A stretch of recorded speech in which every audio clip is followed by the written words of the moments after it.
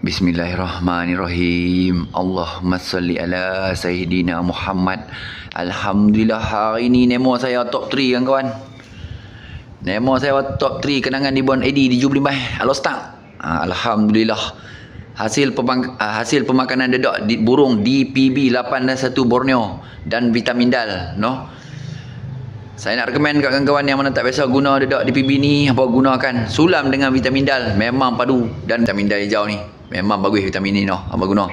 Dan dedak DPB Bon ni, jangan lupa apa ambil, apa try kat Murai Batu apa tu, memang padu ni, no. Apa boleh follow TikTok Jason, no. Apa boleh tanya ada macam mana, keluar daripada tangan dia banyak mana, no. Tadi pun dia ada ambil stok baru kat saya, no kawan-kawan, no.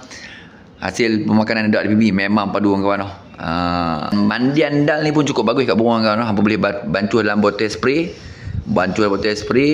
apa goncang-goncang bubuh dalam 20 titik, 25 titik, apa goncang-goncang, lepas tu spray kat burung, lepas tu bilah bagi dia mandi sendiri, no kawan.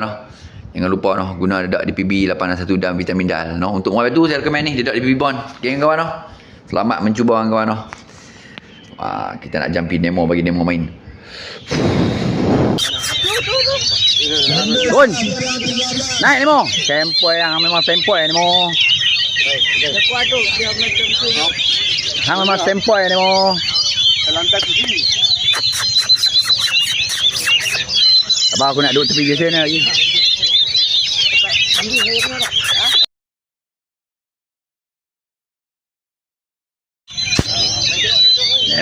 Nemo top form ni. Oh, cantik lah. Hang memang segak Nemo. Hang laju. Turun nak.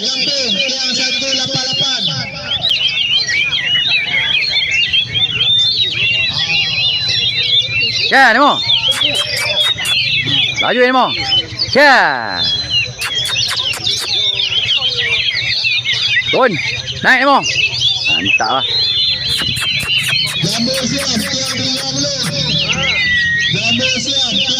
Mantap lah. Memang padu Nemo.